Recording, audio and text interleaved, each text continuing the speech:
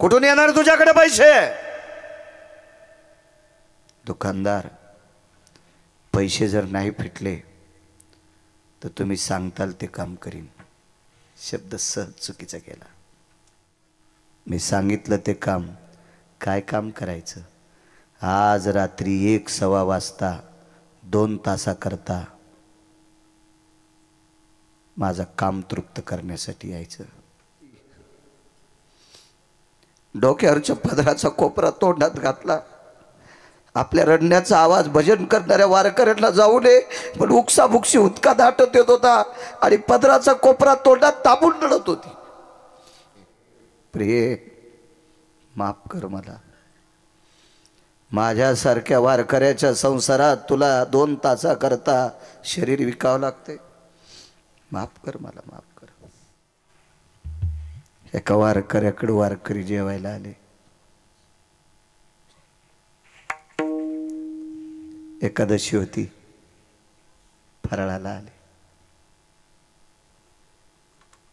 गळ्यामध्ये विणा होता. एक जणाच्या हातात चिपळी होती.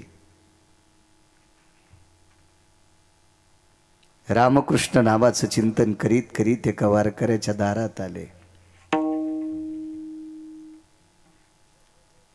आवाज आल्याबरोबर बाहेर आले. मातीचं गाडगं होतं. त्या गाडगं भरून पाणी घेतलं. सगळ्या वारकऱ्यांचे पाय धुतले. बसायला बोऱ्या टाकला. चटई नाही, सतरंजी नाही, गालीच्या नाही, गादी नाही, काय नाही, गोदडी पण नाही. बोऱ्या होता शिंदीच्या पानाचा. परिस्थिती नाजूक. बसली वारकरी. मातीच्या लोटक्यामध्ये पाणी प्यायला दिले. धातूचं एकही पात्र नाही घरी. तांब्याचं नाही, पितळाचं नाही, जर्मलचं नाही, प्लॅस्टिक तर नव्हतंच त्या काळात. पाणी पिलं. एका लहानशा गाडग्यात एवढा एवढा गुळाचा खडा होता. ह्या 4 वारकऱ्याला थोडा थोडा गुळ हातावर दिला आणि पुन्हा अर्ध लोटकं पाणी प्यायला दिलं. म्हणून गुळ पाणी देण्याची पद्धत होती.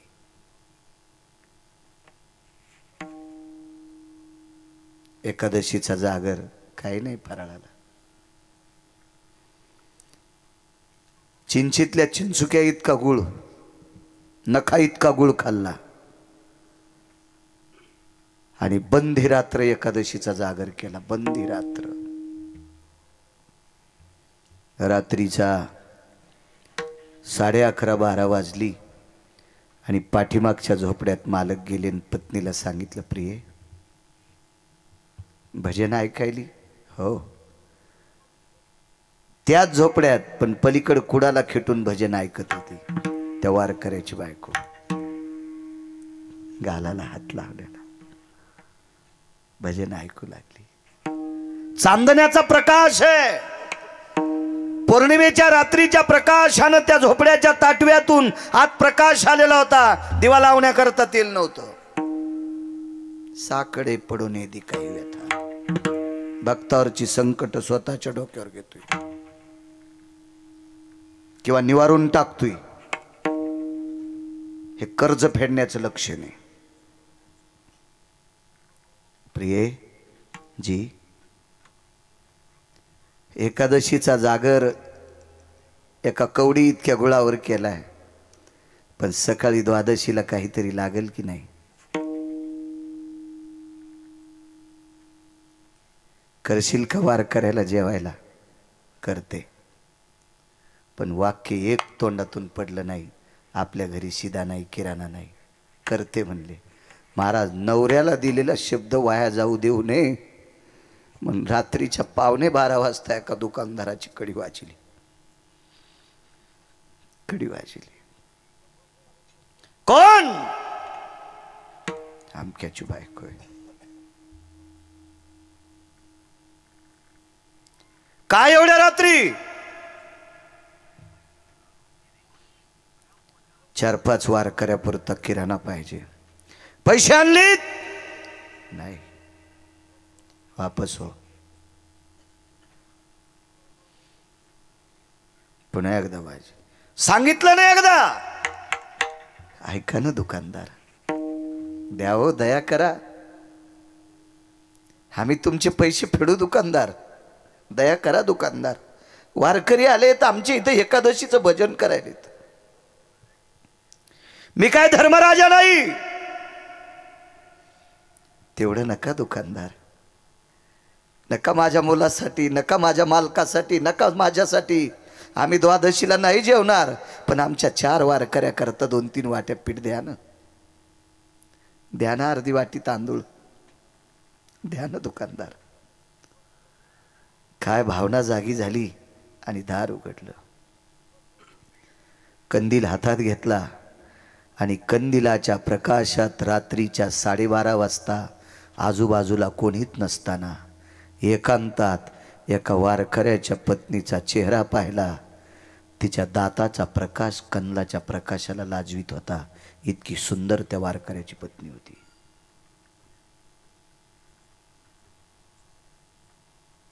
दुकानदाराच्या अंतःकरणात पाप जाग झालं. पैसे आणून देशील? कुठून येणार तुझ्याकडे पैसे? दुकानदार, पैसे जर नाही फिटले तर तुम्ही सांगताल ते काम करीन. शब्द सहज चुकीचा केला. एक म्हणायला पाहिजे होतं, सडा टाकील, सारवण करील, धुनी करील, तुमच्या रानात खुरपील, तुमचे दळणं नेशील, डाळी करील, काय तुमच्या शेतातलं घरातलं काम करील. सांगताल ते काम करीन म्हणल्याबरोबर दुकानदारानं कोड्यात पकडलं आणि एवढं मोठं गठुडं किराण्याचं देऊन टाकलं. किराण्याचं गठुडं 12:15 वाजता 12:30 वाजता उचलणार तेवढ्या अवकाशात दुकानदारानं सांगितलं, लक्षात आहे का? मी सांगितलं ते काम.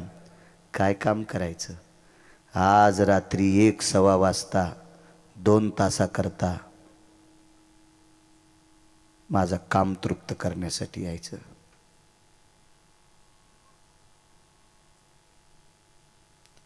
जिच्या दाताचा प्रकाश कंदला इतका पडलाय, वारकऱ्याला जीव घालण्यासाठी किराणा मागितलाय. चंद्राच्या साक्षीने म्हणण्यापेक्षा आकाशाच्या साक्षीने, तुमच्या हातातल्या कंदिलाच्या दीपकाच्या प्रकाशाच्या साक्षीने सांगते, तुमच्या ऋणात मरणार नाही. वाटेल ते काम करून तुमचे ऋण फेडून टाकेल. नाही, देऊन टाका. निघाली वापस. 10-5 पावलं चालल्याच्या नंतर लक्षात आलं, देवा,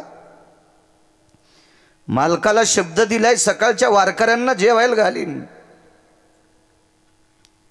वारकऱ्याला जेवू घालते देवा, पण उभ्या आयुष्यात परपुरुषाला, बापानं ज्याच्यासोबत लग्न लावून दिले त्याला पती मानते, जगातल्या प्रत्येक पुरुषाला भाऊ आणि बाप मानते, याच्यासोबत संसार कसा करू 2 तास?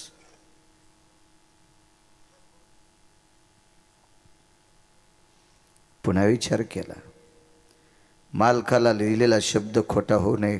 देवा, इतक्या पवित्र वारकऱ्याची सेवा अविरत केली, तरी पण मागच्या जन्मातलं जर काही पापाचं गठोडा असेल आणि शरीर बाटवायचं असेल तर तू ठरव. 1:15 वाजता 2 तासाकरता तुमचं दास्यत्व स्वीकारायला येते. द्या किराणा. घेतला. घरी नेऊन किराणा टेकला. हातातल्या बांगड्याचा आवाज आलता. भजन चालू असताना 1:15 वाजता मालक पलीकडे गेले. पाहिलं तर आपली पत्नी उकसाबुकशी रडत होती. डोक्यावरच्या पदराचा कोपरा तोंडात घातला. आपल्या रडण्याचा आवाज भजन करणाऱ्या वारकऱ्यांना जाऊ नये पण उकसाबुकशी उतका दाटत येत होता आणि पदराचा कोपरा तोंडात दाबून रडत होती. नवऱ्याने विचारलं, प्रिय दुःख कसं आहे? वारकऱ्यापुरता किराणा देऊन टाकला. त्या दुकानदाराचं नाव होतं तुळशीदास नावाचा दुकानदार. महिपतींच्या चरित्रात बघा तुम्ही, लक्षात येईल तुमच्या. त्या दुकानदाराचं नाव आहे तुळशीदास. तुळशीदास दुकानदाराने आपल्याला किराणा दिला. हो, काम करून पैसे फेडू. नाही. कसा दिलाय? 2 तासाकरता शरीर इकलंय.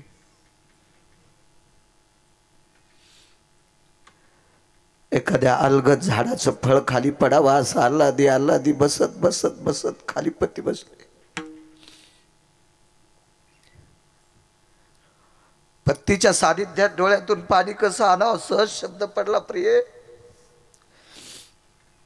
अविरत या मालकाचं भजन केलं रामप्रभूचं. त्या वारकऱ्यानं जीवनभर रामप्रभूचं भजन केलं.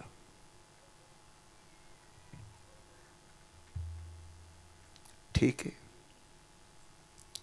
इतकं चांगलं वागून जर आपल्यावर ही वेळ आली असेल तर मागचं कर्मातलं गाठोडं असेल. तू जाणार आता? हो. तितक्यात अचानक पावसाची थेंब सुरू झाली.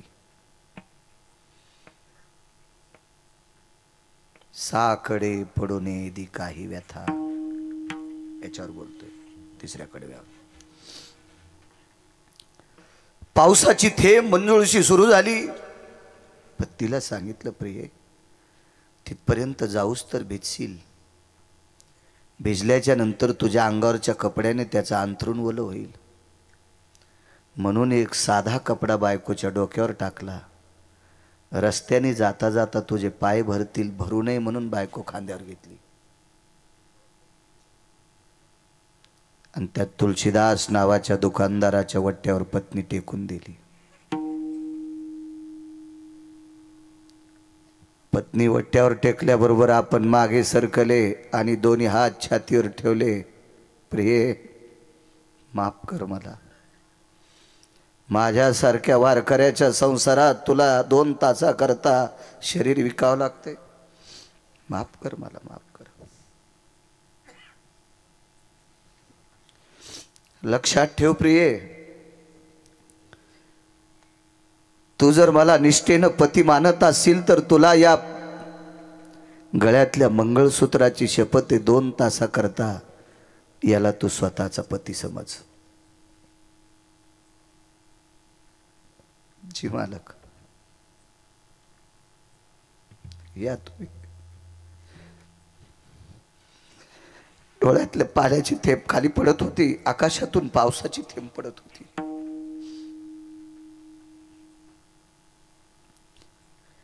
धरणी माता थरथर कापत होती. आकाशातल्या पर्जन्याच्या गारा झेलण्याची जिच्यात ताकद आहे, तिला एका वारकऱ्याची दुःख अश्रू झेलण्याची ताकद नव्हती. आणि या धरणी मातेने विटीवरच्या मालकाला जाग केलं. देवा काय जाणो देवा होशील निजला. ह्या वारकऱ्याचं प्रारब्ध लिहित असताना तुला झोप लागली का देवा? तुला करुणेचा सागर कोण म्हणील? तुला वात्सल्य सिंधू कोण म्हणील देवा? त्या वारकऱ्याचं नाव होतं संत कबीर. संत कबीर रामनामाचं भजन केलं. भजन करता करता पोटाची खळगी भरण्यासाठी कपडा इनला. कबीराचे मागी शेला विनू लागे. एक शपक पुरावा गाथ्यातला नाही. ठाई ठाई सेल्यावरती दिशे राम नाम ग. ठाई ठाई सेल्यावरती दिशे राम नाम ग. दिशे राम नाम ग. दिशे राम नाम ग. कपडा विणल्यावर त्या कपड्याचा धागा राम राम म्हणत होता. ती संत होती, संत कबीर. सगळ्या जातीत संत जन्माला आले. कबीर मोमीन लतीफा मुसलमान सेना नावी जान विष्णुदास. संताला जात नाही. संत जातीसाठी जगत नसतो, संत विश्वासाठी जगत असतो. जगाच्या कल्याणा संताच्या विभूती देह कष्ट भीती परोपकारे जात नाही याता याती धर्म नाही विष्णुदासा निर्णय तो ऐसा वेद शास्त्री भजन करण्यासाठी जात नाही ब्राह्मण क्षत्रिय वैश्य शूद्र चांडाळाही अधिकार आधी करून वेश्या वेश्येला सुद्धा भजन करायचा अधिकार आहे. एक सांगू तुम्हाला या देशातला तृतीयपंथी टोल नाक्यावर टाळ्या वाजविणारा सुद्धा विमानात बसून वरी गेलाय. त्या लागी विमान पाठविले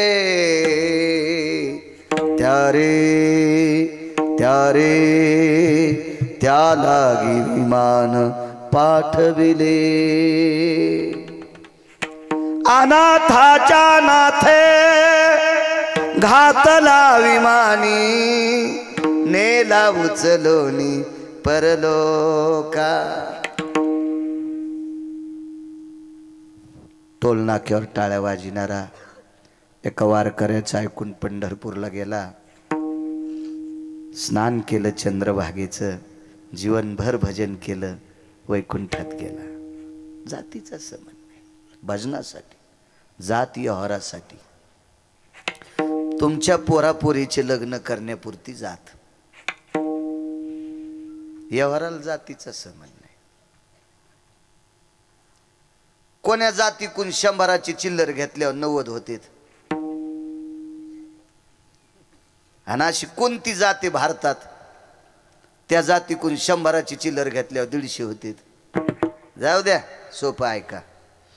एखादी जात सापडली कर तुला बळी की त्या जातीतले माणसं दारू पित नाहीत. मला दाखवा ना मी त्या जातीचंच मंदिर बांधितो. सापडली का बुवा चोपनराव सापडली का शिंदे बाबा सापडली का अशी एखादी जात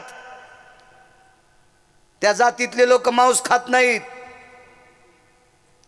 अशी जातच नाही की त्या जातीत हरामखोर माणसं नाहीत. प्रत्येक जातीत हरामखोर माणसं आणि प्रत्येक जातीत चांगली माणसं आहेत. म्हणून कोणाचे वाभाडे काढू नका. विडाला विडाला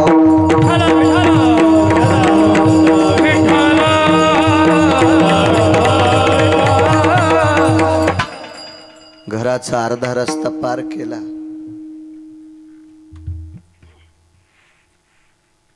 एकदा तरी बायकोकडे माग पहा नाही. आपुलीच दारा जरी टेके व्याभिचारा आपुलीच दारा जरी टेके व्याभिचारा क्रोधाचा थारा अंतरी नये. काय परिस्थिती असेल राजो काय अवस्था असेल ती बसू शकतो का आपण या चौकटीत. काय लायकी आपल्याला संत म्हणून घेण्याची काय अधिकार आहे आपल्याला आध्यात्मिक क्षेत्रातला मी आदरयू म्हणण्याची.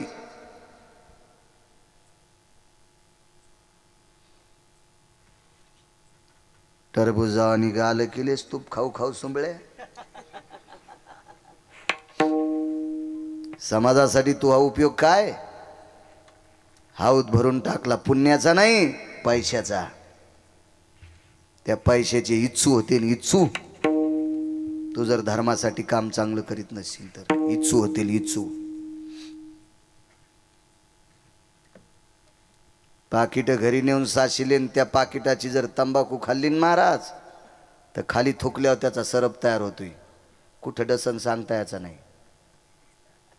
हा कुठं डसल काही सांगता याचं नाही. लोकांना दिलेल्या पाकिटाची जर बिडी वळली तर ते धुपन सुटतंय ना. त्या धुपनाचा वाक तयार होतोय. गळ्याला धरीन का पोटाला धरीन का बंद खाईल सांगता याचं नाही. हो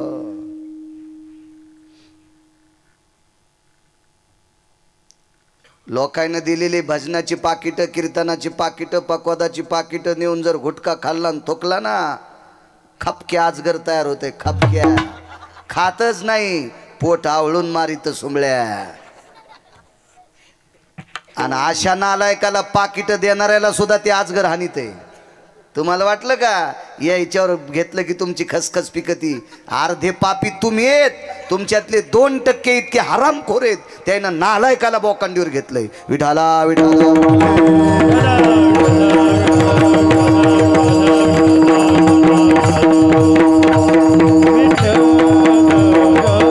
साकडे पडोने दी काही आता इथपर्यंत आलतो. अर्धा रस्ता उरकलाय, नाही माग पाहिलं, नाही माग पाहिलं. टाळाचा आवाज कानावर आला, भजनात बसले.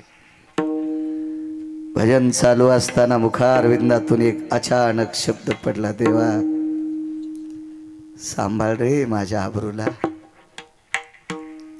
सांभाळ रे देवा माझ्या इज्जतीला. हे देवा, चंद्र सूर्य आहे तोपर्यंत मला पुरुषार्थहीन म्हणते रे. 1:15 वाजता कडी वाजली. दुकानदाराने कडी उघडून आतमध्ये त्या वारकऱ्याची पत्नी घेतली, कडी लावून टाकली. कंदील खुंटीला अडकिला, ती बाई पलंगावर बसली. साकडे पडोने दी काय व्यथा. काय घोडे माझा मालक. महाराज, मुसमुसलेल्या शिळीच्या बोकडासारखा हरामखोर तुळशीदास दुकानदार. बोकड कळाला ना तुम्हाला? बोकड्याला बहीण कळत नाही, बोकड्याला त्याची आई कळत नाही. कितव्या दिवशी? कितव्या दिवशी? तिसऱ्या दिवशी. तिसऱ्या दिवशी 3 दिवसाच्या बोकडाला त्याच्या सोबत जन्माला आलेली त्याची पाठ, ती बहीण, ती कळत नाही. सगळ्यात हरामखोर जर कामानं विषयासक्त झालेला प्राणी जगात कोण असेल तर त्याला बोकड म्हणतात. आणि या बोकडाच्या बरोबरीचा तुळशीदास नावाचा दुकानदार, त्या बोकडा इतका हरामखोर. काय भाव बदलला विटेवरच्या मालकाने. लागलीच त्याने विचारलं, रस्त्याने चिखले, पाल माती का नाही लागली? 10 मिनिटं निघून गेलते, चांदणी ढळली होती. दुकानदार, 2 तासाकरता तुमची सहचरणी आहे. 10 मिनिटं निघून गेले, 3 वाजता सुट्टी द्या, आंघोळ करून वारकऱ्याला स्वयंपाक करायचा आहे. सांग पायाला माती का नाही? ऐकताल? तुमचं अंथरूण भरू नये याच्याकरता माझ्या नवऱ्याने इथपर्यंत तुमच्या वट्ट्यावर खांद्यावर आणून टेकलंय. कंदिलाचा काच नाही फुटला, अंतःकरणातला रावण फुटला. आणि अंतःकरणातला रावण फुटला आणि बोकड्यापेक्षा मस्ताड्याला तुळशीदास नावाचा दुकानदार इतका साधू झाला आणि कबीराच्या पत्नीच्या पायावर डोकं ठेवलं. बहीणबाई, हे बहीणबाई, हे बहीणबाई, मला माफ कर ग, मला माफ कर. महाराज, बोकड्या इतका मस्तड्याला दुकानदार, याच्या अंतःकरणातल्या भावना कोण बदलल्या? या पंढरपुरातल्या मालकानं बदलल्या. म्हणून तिसऱ्या कडव्या साकडे पडोने दी काही व्यथा, साकडे पडोने दी काही. 10:30 वाजून गेलेत. करू का बंद? आगाऊच पको देव. संचेनच माणसं मारली संचेन. चला तुम्ही भजन वाढवा म्हणाली, चांगली गोष्ट आहे. येरी तरी मोकारे व्हॉट्सअप खेळत बसलेत ना भंगिरी वापऱ्या कापऱ्याला. लय त्या मुख्यमंत्र्याचा संदेश येणार आहे का आराम खोरायला? तुला वाढदिवसाच्या शुभेच्छा. अशा माणसाला दिल्या त्याला सकाळी बायकून आणलं होतं आणि त्याला वाढदिवसाच्या शुभेच्छा द्यायला. त्याचं लोन तू इथं आलं तर तू उरफाट फुकीन. जुन्याला बी नव्याला बी. ऋषा तुला नाही म्हणलो मी. नवाज नवरदेव बसलाय आमच्या पुढे आहे. पागल आहे येडफट. गिरगावकराचं कीर्तन असलं की पळतच येते ते. तुलाही शुभेच्छा संसाराला. धर्माची सेवा कर बिचारे. काय साकडं पडू देत नाही महाराज. एक वेगात प्रसंग मांडतो, माफ करा. लोक दुरून येतात. ठरलेल्या वेळेत बोललं लोकांना त्रास होत नाही. मला काय, मी आज 12 वाजूस तर बोललोत, मग काय मीटर जळतंय त्यानं दिलंय, मग थोडंच हे खराब झाल्यावर लय लोकांचं डॉक्टरला दुरुस्त नाही करता आलं तर मग काय करता येईल. हे त्यानं दिले नैसर्गिक आहे. तुकोबरायच्या घरी पक्ष होतं, पित्र होते. त्यांच्या बाबांची पुण्यतिथी होती. परिस्थिती इतकी नाजूक तुकोबरायची. तुकोबरायला एका श्रीमंत व्यक्तीचा गहू कापावा लागला. इथं बसलेल्या तरुणांनो, तुम्हाला एक विनंती करेल. राजो, काम कर जा रे, पैसे कमव जा. तुमच्या संसारातल्या अडी अडचणीला पैसे कामी येतील. काम कर जा. पैसे कमवणं सुद्धा हा एक पुरुषार्थ आहे राजांनो, पुरुषार्थ आहे. वेगळं वाटू देऊ नका गिरगावकराचं. जरा वेगळाच बोललो तुम्ही, असं समजून घ्या. तुमच्या जवळची पैसे संपल्यावर तुमच्या घरातली लोक सुद्धा तुम्हाला किंमत देत नाही. लांब कशाला, बायको सुद्धा विचारित नाही. बायको सुद्धा नवऱ्यान जर पिशी भरून आणली शिंदे बाबा किराण्याची, तर बायको नंदीबाईला आणि झुलती. हा, आमचे मालक सदा शृंगार भूषणे कांता लवे बहुमाने. पैसे कमवू जा. बघा आमच्या महाराजाचे सगळ्याचे कपडे, तुम्हाला काऊन पांढरे नसा. बघा आमचे चेहरे, हाय का इतकी तरी वळी. आणि तुमच्या गालायनं पासा जेवारी बसती, इकून आठाभर आणि इकून नीटभर. हा, बसतो गुटके खातून थुकत. आमच्या याला बी काय लाजा वाटायला पाहिजे गुटके खाताना. लोकांच्या डोळ्यातले का कुसळ काढायचे, आपले मुसळ निघावून बाहेर का. आपले तसेच यशनी तुटलेले बैल, कोणाची माका हाणायला सुंबळ्या का. आपण काय असं मोकळं सोडलंय का. देवाचे हाले आहेत का आपण, का आईचे काठाळे आहेत आपण. आपल्याला काय नियम नाहीत का. उलट यांच्यापेक्षा आपण नियमाच्या चौकटीत वागावं. काम कर जा. कोणी शेती असेल, कोणाची नोकरी असेल, कोणाचा व्यवसाय असेल, काम करायचं. माय लोकाचा ऊस खुरपायला आणि या भडव्याला 2 लाखाचा सफरचंद कंपनीचा मोबाईल. हरामखोर कुठला. याला पिराल कापायला पाहिजे, पिराला. हो, आणि उभा कापायचा, पुन्हा आडवा नाही, इथून कापायचा. माय लोकाचा कापूस याचायला लागली हरामखोरा. आणि तू 2 लाखाचा सफरचंद कंपनीचा मोबाईल वापरायला पानचटा. लाज वाटायला पाहिजे, लाज. तुला लाज. काम करून जर कोणी 2 तोळ्याची अंगठी घेतली तर त्याची पाठ थापटीन, पाठ. शाबास रे पठ्ठ्या म्हणे. कारण सांगू, मोबाईल जर सकाळी घेतला ना जो आणि दुपारी 3 वाजता जर ऐकला तर किती पैसे येतात रे. पुढचं म्हणतच नाही याला वेळ आली म्हणून ऐकायला, ते म्हणतं याच्यात काहीतरी खराबी आहे म्हणून ऐकायला. सोन्याची अंगठी विकताना कोणाची मायवेली खराब आहे म्हणायची, ओरिजिनल घेतल्यावर.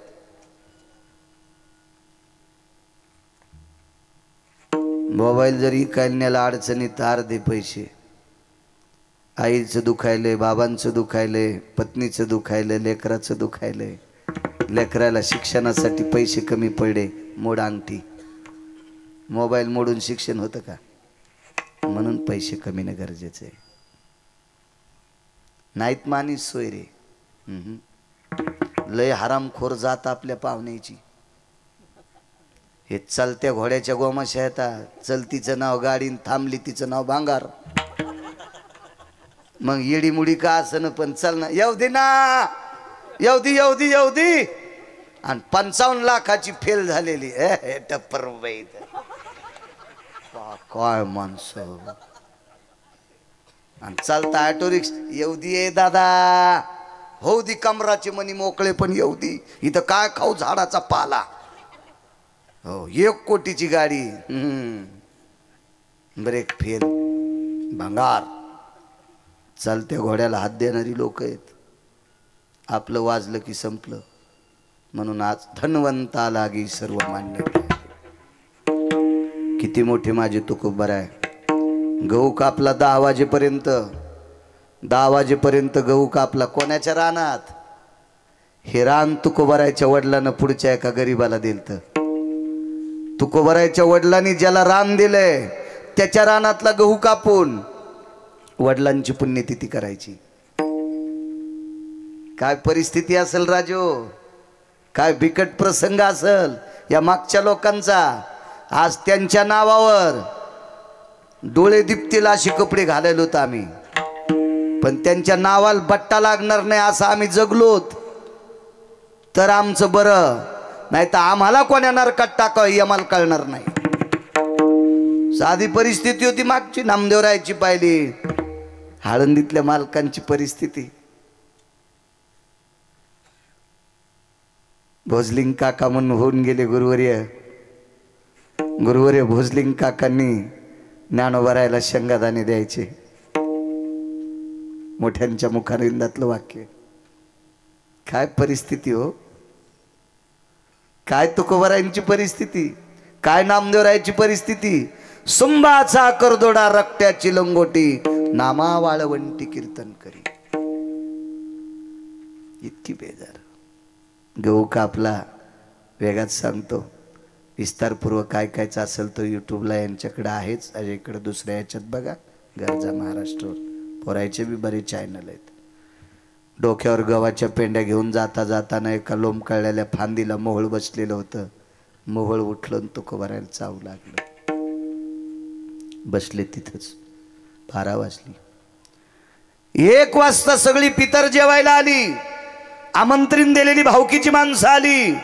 विटेवरचा मालक जागा झाला. इंद्रायणीला सांगितलं पात्राची निर्मिती, अन्नपूर्णेला सांगितलं स्वयंपाकाची निर्मिती, आणि मा गनिमा कामाव शितवा विशितवा अष्टमा सिद्धीला सांगितलं स्वयंपाक वाढायचा. पितराचे पाय कोण धुवायचे? जगाचा पाप तुकोबरायच्या रूपात पितराचे पाय धुतोय. आटपली पित्र. गव्हाच्या पेंड्या घेऊन घरी आले. तुळशीपाशी पेंड्या टाकल्या. मालक पेंड्या कुठून आणल्या? 10 वाजेपर्यंत गहू कापला, त्याच्या बदल्यात 3 पेंड्या दिल्यात. आणि तुम्ही गहू कापायला गेले आणि इकडे पितराचे पाय तर तुम्हीच धुतले. आणि पात्राचा ढिगल पान. इतके पाहुणे जेवलेत, पितर जेवलेत, भावकीचे लोक जेवलेत, काही सोयऱ्याचे लोक जेवलेत. तुकोबरायने तुळशीच्या वृक्षाकडे बघितलं. देवाला आवडणारी अतिप्रिय कोण आहे तर तुळशी आहे. तिला विचारलं, हे महामाये सुरतरू कोणी केलंय?